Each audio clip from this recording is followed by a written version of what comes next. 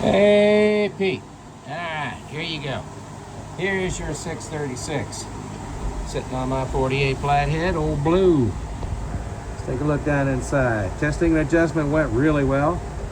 Very easy. No leaks, no runs, no errors.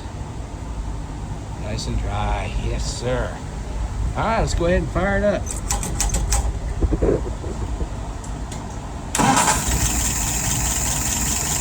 There you go.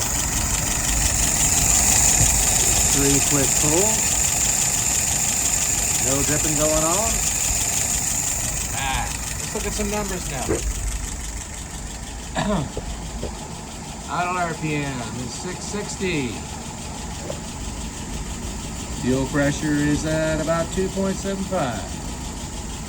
Vacuum is 23. Nice and steady.